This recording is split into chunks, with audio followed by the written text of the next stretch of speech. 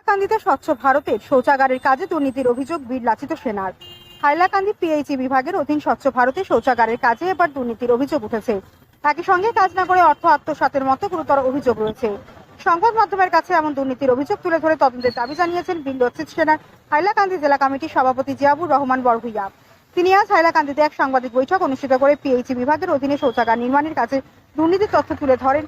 বলেন, বিষয়টি নিয়ে এর আগেও লিখিত অভিযোগ জানানো হয়েছিল। এবারও গত দুদিন আগে হাইলাকান্দি জেলা আয়ুক্ত পিএইচই বিভাগের এক্সিকিউটিভ ইঞ্জিনিয়ার সহ অন্যান্যদের এ ব্যাপারে তদন্ত চেয়ে পৃথকভাবে স্মারকপত্র দেওয়া হয়েছে। তবু এখনো পর্যন্ত কোনো পদক্ষেপ নেওয়ার খবর নেই বলে জানান তিনি। আগামী 24 ঘন্টার মতো তদন্তের কাজ শুরু না হলে পিএইচই বিভাগের কার্যালয় ঘেরাও করে তীব্র প্রতিবাদী আন্দোলন শুরু করার হুমকি দেন বীর লাচিত সেনার জিয়াবুর রহমান বড়ভূইয়া। এছাড়াও সিএম ভিজিলেন্স সেলের সঙ্গে তথ্য সহকারে যোগাযোগ করা হবে বলে জানান তিনি।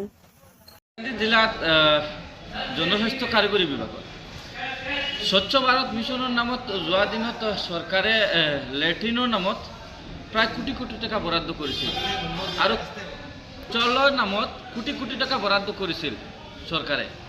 কিন্তু দেখা গৈছে তেতিয়া কিছুমান কণ্ট্ৰেক্টাৰ NGOৰ মালিক যিবিলাক আছে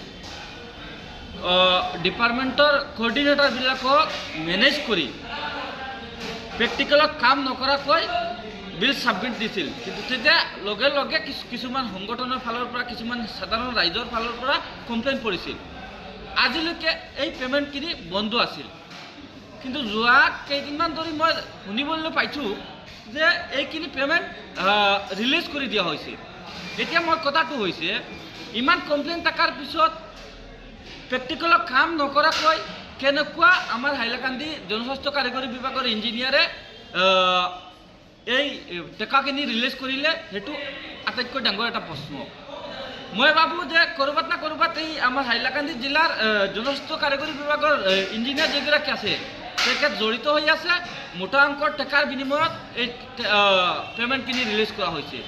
এতিয়া কথাটো হৈছে আমাৰ অসম চৰকাৰে সদায় স্বচ্ছ ভাৰত মিছনৰ নামত টকা দি থাকে দেশখন স্বচ্ছ কৰাৰ কাৰণে বা মানুহে শৌচালয় নিৰ্মাণ কৰি ভালদৰে যাতে পৰিষ্কাৰ পৰিচ্ছন্ন থাকিব পাৰে, মানুহ বেমাৰ আৰু ৰোগীৰ পৰা বাচিবলৈ এনেকুৱা এটা পদক্ষেপ লৈছে। সেই পদক্ষেপক এতিয়া বৃদ্ধাঙ্গুল দেখুৱাই টেকা লুণ্ঠন কেনেকুৱা কৰা যায় তেনেকুৱা এটা ৰণকৌশল তৈৰি কৰিছে হাইলাকান্দি জনস্বাস্থ্য কাৰিগৰী বিভাগে।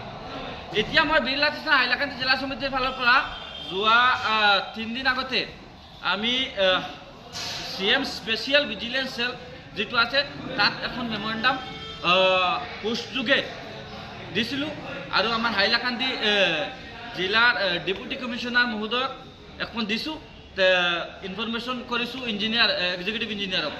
কিন্তু আজিলৈকে আমি কোনো পদক্ষেপ দেখিবলৈ পোৱা নাই। এটা লাজ লগা ঘটনা। ইমান দিন হোৱাৰ পিছতো আৰু মই অকল কমপ্লেইন কৰা নাই, আৰু বেলেগ সংগঠনেও কমপ্লেইন কৰিছে, বেলেগ মানুহেও কমপ্লেইন কৰিছে। কিন্তু আজিলৈকে নিমাত হৈ আছে ডিপাৰ্টমেণ্ট, নিমাত হৈ আছে আমাৰ ডেপুটি কমিশ্যনাৰ। আমি ন্যায় বিচাৰিছোঁ যে সাধাৰণ ৰাইজৰ পৰা ইমান কোটি টকা আত্মসাৎ কৰা কোনো কাৰণতে মই বীৰ লাচিত সেনা হাইলাকান্দি জিলা সমিতিয়ে সহ্য নকৰোঁ।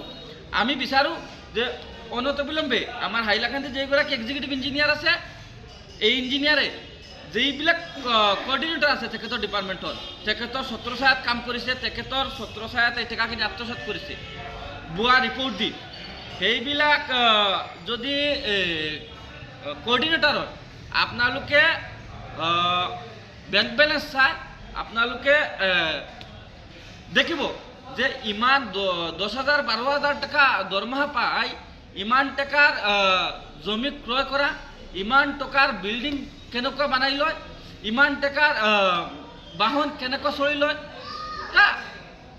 গোটেই জল পটপট হৈ পৰিব যদি ভালদৰে এটা ইনকুৱাৰী হয়।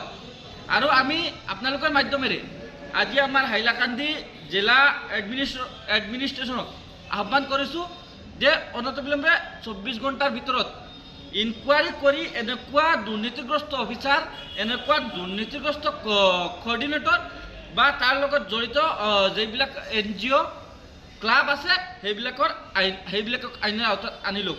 নহ'লে আমি বীৰ লাচিত সেনা হাইলাকান্দি জিলা সমিতিৰ ফালৰ পৰা বৃহৎ আকাৰৰ আন্দোলন গঢ়ি তুলিম, জনস্বাস্থ্য কাৰিগৰী বিভাগ ঘেৰাও কৰিম, প্ৰয়োজনত আমি আমাৰ অসমৰ মুখ্যমন্ত্ৰী হিমন্ত বিশ্ব শৰ্মা ডাঙৰীয়ালৈ পত্ৰ প্ৰেৰণ কৰিম।